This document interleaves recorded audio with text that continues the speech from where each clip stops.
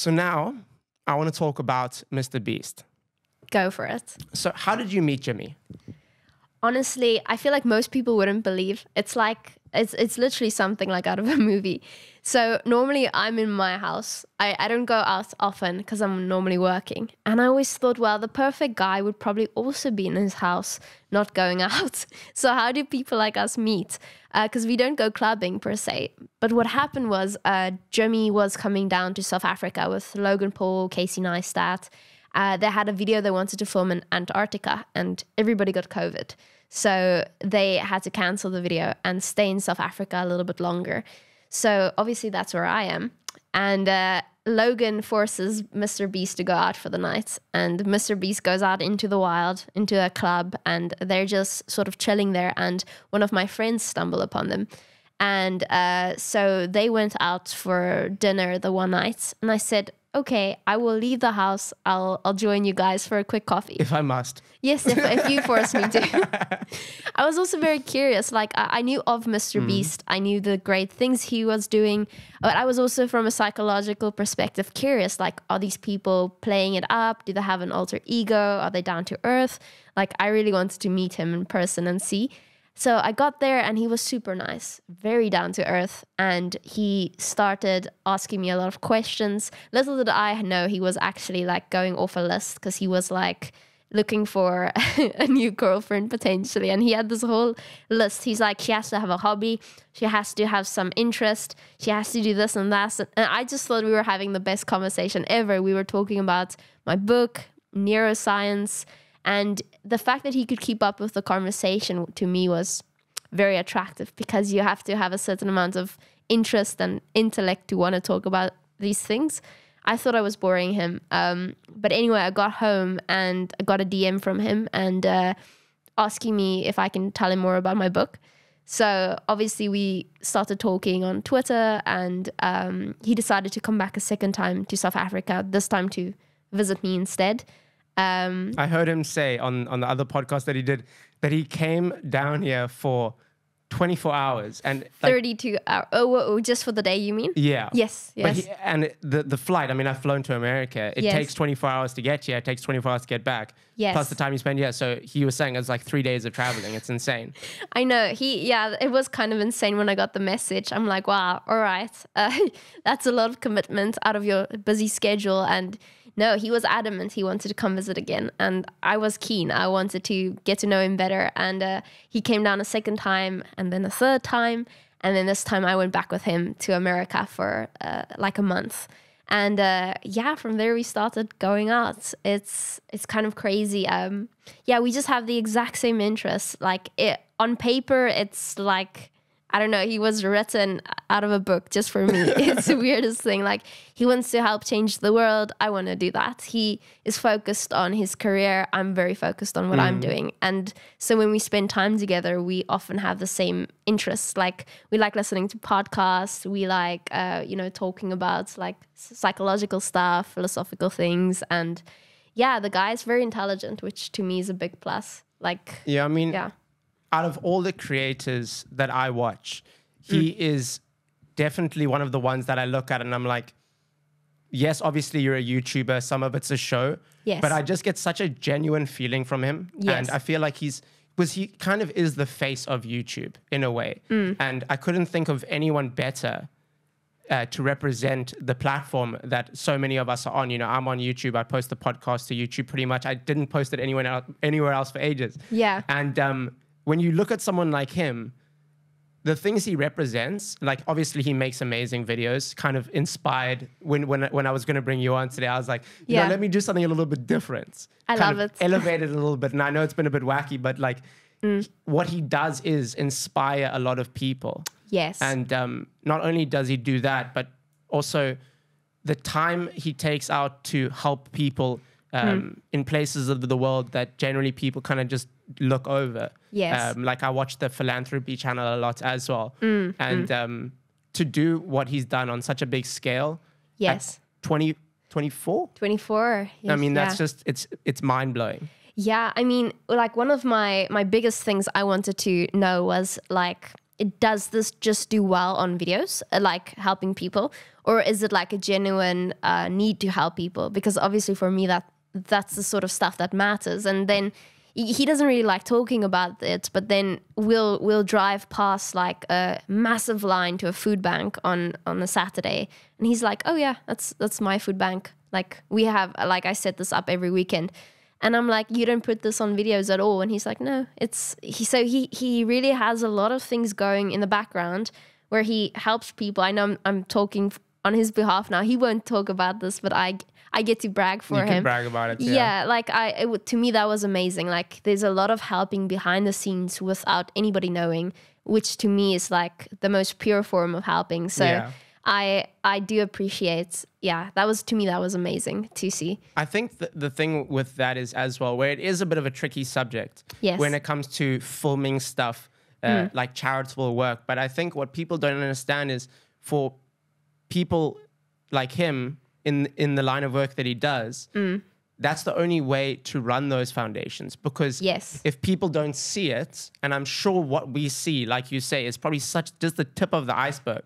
But if he doesn't show it, then you won't be able to get more donations. And like I know that a lot of those channels, the ad revenue goes back into those foundations and the food banks and stuff. Like, so even though he is showing it, like you say, it's probably such the tip of the iceberg, which is just it's. And you can kind of tell the difference between someone that's helping for the camera and someone that's helping because they want to help. Yes. You don't do something on a scale like he's done for the camera. Yes. I mean, that to me, that's his best trait. Like, I can't really ask for more. It's insane what goes into all of those processes. And yeah, getting to be on scene every now and then when those take place, it's just my favorite thing ever, is seeing people getting things from him that really need it. And I can't talk about half the things that are taking place. Like I'm going there tomorrow again, and to Texas this time. And you're going to America tomorrow? Yes. Oh, so you've chosen to spend your last day getting eaten by a python? Yes, it was amazing. You won't believe me. But just seeing it happen in the background is awesome. And he has a massive team, and you'll just find that he surrounds himself with the nicest, best people. Like I'll ask people like, so what do you do? And the guy's like, yeah, I was a doctor, but I didn't like it. It was too sad. So now I'm doing this. And the other guy's like, yes, he was developing peak cancer research. Like he was working on how deep the radiation needs to go, or the chemotherapy, in order to do the most, have the most effect on a cancer cell without damaging the actual healthy cells. And he's now the cameraman. And yeah, like every person on the team is just like this remarkable person. So talented. But they're also such good people. Like every single one of them. It's amazing. Which is very rare to see on, like when it comes to teams behind social media personalities. Yes. Because often you get people that just want to be there for the reason of, I want to get into a video, or I want, you know what I mean? So exactly. I do see like the fact that the core group is like such genuine friendship, I think. Yes. I'm sure it gets a bit tricky sometimes when it comes to business and everything, but I do get a very like genuine feeling when I watch his videos. Yeah, I mean, like I've got to meet the core group now, and they're such nice people. I mean, they are exactly who you think they are on screen. But yeah, obviously it is work to actually go onto videos and all that, but they've got a really solid thing going. Like the thing is, Jimmy's not just like a content creator, he's like a business owner, is how I like to see him. He really knows how to plan things, and he's really good at just delegating, and it's really awesome to see. So at the end of the day, they get to enjoy themselves on camera while doing amazing things along the side. Yeah. And I mean, long distance can be tough. Yes. How often do you guys see each other? Yes, so I got, the American process, it's very difficult to get a visa, which is the first thing we had to figure out, because he can't keep coming here when like every hour of his time is so valuable, because he can just film a quick Beast Reacts video and make a amount of money he can invest. And like coming here, because it was a 32-hour flight to South Africa, 32 hours back. Obviously, I can work more remotely, so it just makes sense that I fly to him. But yeah, I had to get the American visa, and it took months. And finally, we got the visa appointment. The visa lasts for 10 years. It's very nice, but you have like a 90-day limit per year. And of course, we have already used our 90 days, basically. For legal reasons, I can't say we have, because I'm still going back tomorrow. But yeah, so we've got 90 days already spent up for the year. And now we're thinking, what happens now? Because I can't study in Scotland, we're thinking of getting me a degree in North Carolina. If I can do that, I can get a student visa, and it will make things a bit more easier. What did you get up to when you went there? I think I saw that you went to the some sort of awards ceremony. When I were there? Yeah. So the first time he invited me to come onto the Kids' Choice Award show with him. He won Content Creator of the Year or something. It was pretty cool. So I got to join him there in Los Angeles, I think it was. So that was amazing. It was my first time there. We got back to North Carolina, which is where he lives. Then normally he goes back into his routine, and I go back into mine, and I see him at night. But every time he is up to something. Every time. Like the last time I landed in North Carolina, which is where I normally visit him. And I got a message saying, we're in New York now, by the way. You need to come to New York. Jimmy is working on a project, and it's taking longer than we thought it would. So I'm quickly going to New York. Luckily, they helped me out with the flights, or else I would be absolutely broke by now. I meet him there. He's busy working on something. We get to have dinner together. We go back to his place in North Carolina. Yeah, this time we're going to Texas and Florida. Can't tell you why, but it's awesome. Like, I know the videos that are coming out soon, and they just get more massive every time. And being part of the process behind the scenes is just amazing. Like his last video about the guy in the house for 100 days. Like we drove past, he basically told the guy if he can stay in a house for 100 days in a circle, he will get something like $500,000 or so. So we would just drive to his studio every now and then, and there'd be a little house in the distance, and he'd be like, oh yeah, there's a man in there.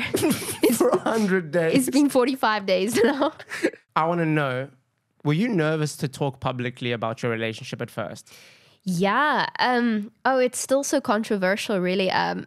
What I mean by that is most people don't even know it's me dating him. Like, obviously, with a public figure like that, you really have to take it slow with the audience.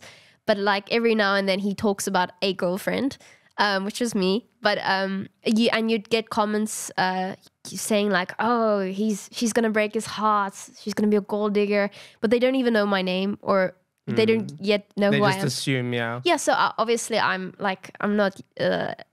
how can I put this, emotionally still young. I mean, I'm already 24, so I don't take it seriously at all. Like, I know this is the process that's going to take place, is people are going to assume the worst. I always say people know MrBeast, but I know Jimmy. So it's so irrelevant. Like, we'll be sitting on the couch watching an anime. We adopted this little cat off the street. We call her Satan because she claws us to death. She gave me cat bite fever, but we still love her. And we're just having such a nice time. And then like you see a message and it's like, it has no effect on you. Yeah. And you know they don't know you. And the thing is, they also don't think you read the messages. They think you're sort of out of their... But you always do. You read all of them. But yeah, no, I'm not... It doesn't bother us at the slightest. But we're also not very... Like, our goal isn't to announce it and make a thing out of it. It's not really the goal at all. And luckily, I know I like him a lot, and I know why I'm with him, and I'm super, super grateful for having met him. Amazing. Yeah.